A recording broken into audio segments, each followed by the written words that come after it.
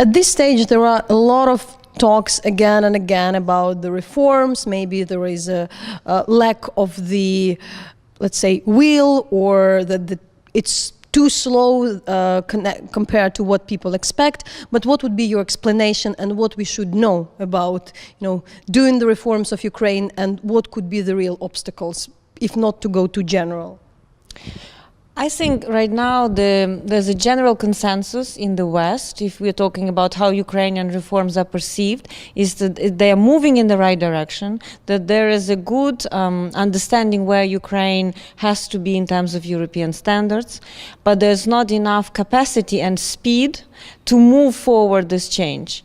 The blueprint, for example, for decentralization that is part of the new constitution is excellent, but we need faster to approve it in the parliament and to make it as an operational plan for the country. I also think that there is a bit of a frustration that the rule of law reform is being delayed, that the reform of the prosecutor's office is being delayed, and only now we have the constitutional amendments prepared, and they are with the president to be submitted to the parliament, and by the time they are approved, so this is all time. I think both Ukrainians and Western community want to have justice restored. So when we have high-profile arrests, like we have right now in Ukraine, it's absolutely clear that they can trust the judiciary to establish the right and the wrong. Until this happens, there will always be doubt in whether these are political prosecutions or these are real criminal and anti-corruption prosecutions. And you've mentioned the lack of capacity. So can you explain more? Because it's sometimes the question, are the money lacking, or there is something else besides? Okay, if Ukraine gets money, is it enough? But what else?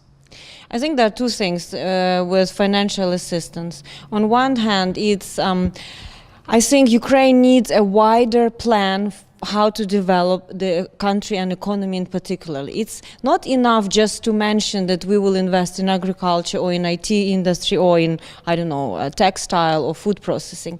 It has to be clear on the map of Ukraine where are these growth points, which regions have which competitive advantages, where the money should be invested in order to make a difference. I don't think that the strategy 2020 is this plan.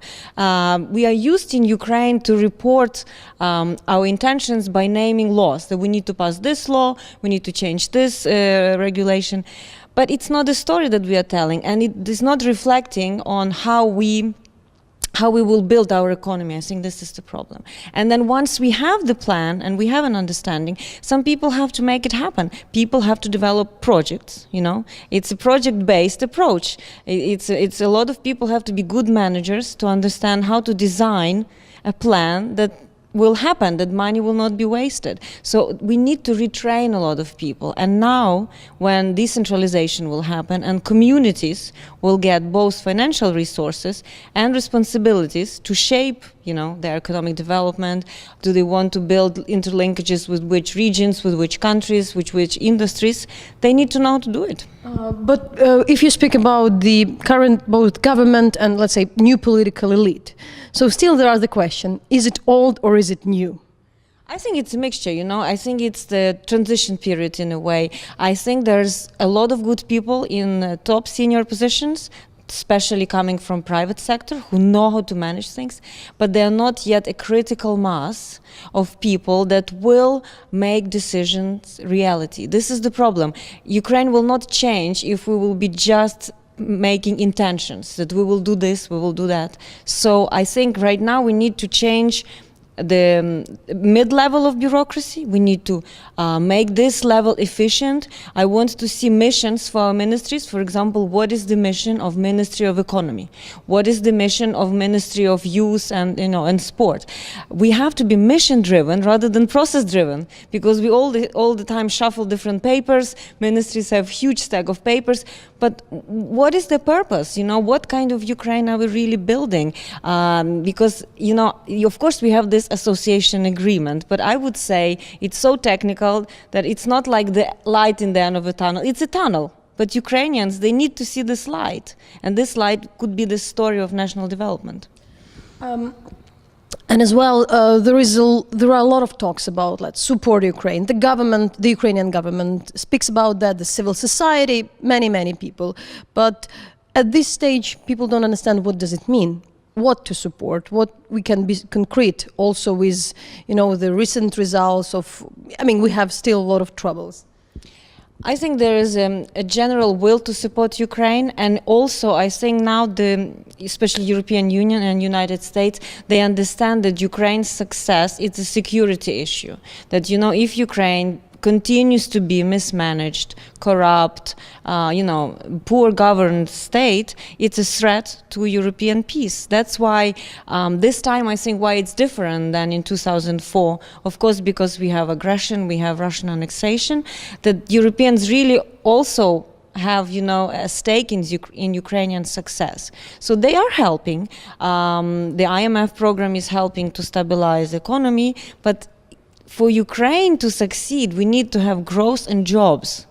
I think this is the key thing, that and this support should come from private sector through investments to create jobs, and also from governments to keep pressure, to not to lose focus on everything, because there are many things that should happen, but I think they should stick to making sure rule of law is established, because otherwise market economy cannot work properly. But how you can speak about that in about establishing the rule of law in the times when, for instance, one of the politicians like this deputy head of the former deputy head of the Dnipropetrovsk governor Korban, who is a right hand of the famous Ukrainian oligarch and former politician Kolomoisky, is arrested. So again and again there are the talks of the selective justice, which is very old-fashioned way of dealing with the problems in Ukraine by the Ukrainian government and political leaders. Well, this is exactly what I said at the beginning, that we have to reform the system so that people trust. People trust court decisions. Otherwise, whether some people could be arrested for good reasons, but this will be doubted in the society. And Ukrainians have never seen rule of law. Soviet times it was not rule of law, it was repressive. 24 years of independence, it was some kind of rule by law, right? Using exactly judiciary for political purposes.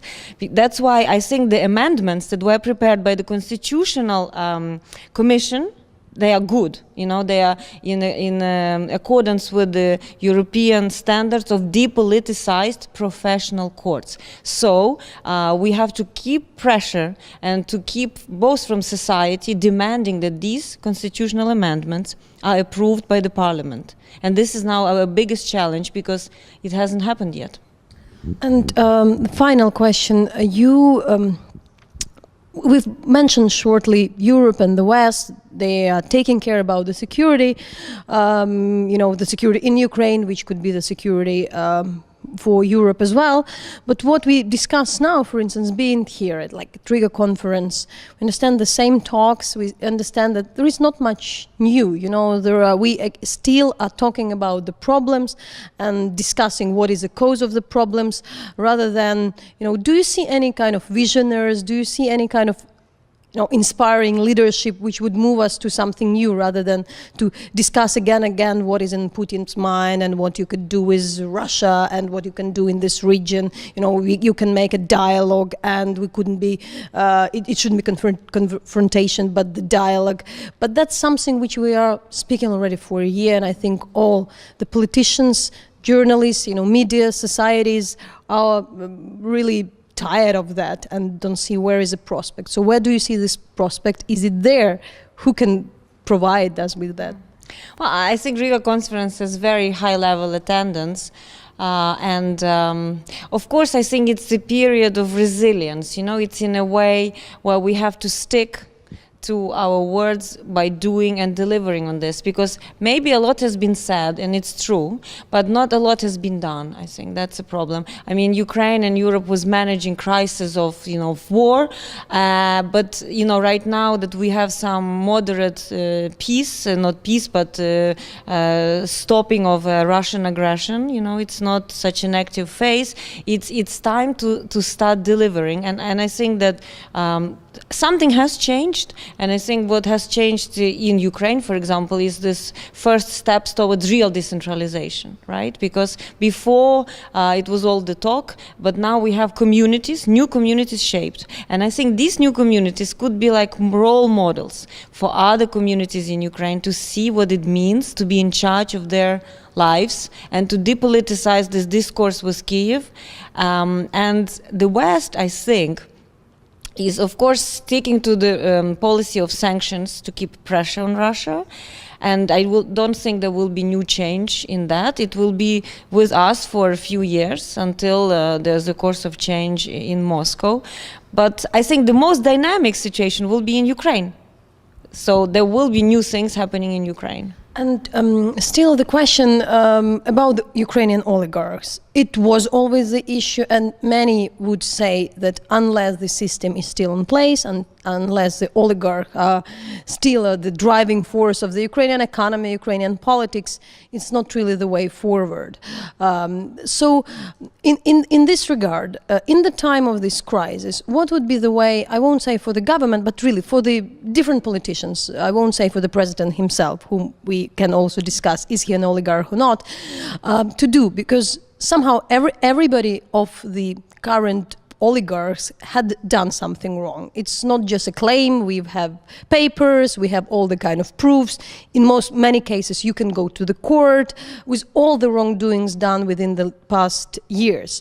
So do you think in this turbulent time, what is the way, to forget it, to kind of start from the scratch, say like, okay, we forgive you everything, all the wrongdoings, pretend it hadn't happened, which brings somehow feeling that there is no justice to the society, or really start the real fight, which could be some risk for the state, for the government, and for the society as well. So how to deal with this old guys with their problems who are still there very much in the place?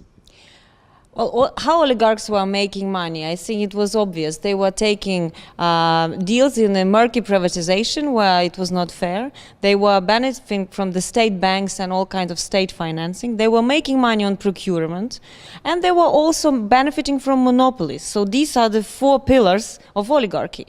So if we want to dismantle the system, and I don't think we should go personality by personality, we should say, okay, now we are trying to make open competitive economy. This is because otherwise Ukraine will never grow. So if we want to create these rules, we need to change them. So this is one way how we should tackle it. But right now, every sector that is not complying by these rules, so for example, monopolization, for example, Akhmetov's energy sector is right now under review of the Anti-Monopoly Committee. Let's see what they say. And the new privatization is coming up. Let's see how they privatize. And I think we have to watch, investigative journalism is very important.